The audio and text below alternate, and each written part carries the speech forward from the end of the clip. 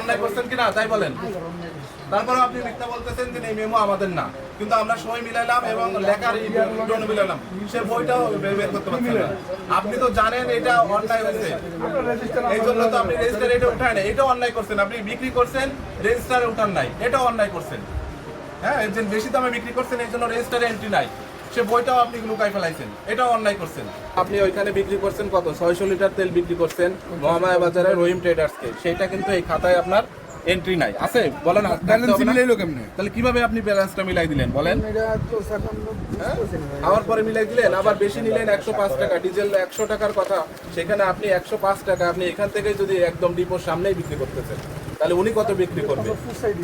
পৌঁছানো দেওয়ার দায়িত্ব ওইখানে আপনি তাহলে আলাদা ভাড়া লিখতে হবে পৌঁছানো বাবদ। আপনি তো 1 টাকাতে লিখে দিচ্ছেন আর মেমো দেখাইতে পারতেছেন না, বুঝতে পারছেন? মেমো নাই। আপনাদেরকে নিশ্চিত করছি যে 1 টাকা বিক্রি না না, এটা আইন, এটা বলে না আইন যেটা বলে সেটা বলে। আপনাকে প্রত্যেকটা নিশ্চিত করছি আমি যে কেউ বাড়তি রেটে মাল বিক্রি করবেন না। যে মালটা পান সেটা গভর্নমেন্ট যে আমাদের রেটেছে ওই রেটে বিক্রি করবেন।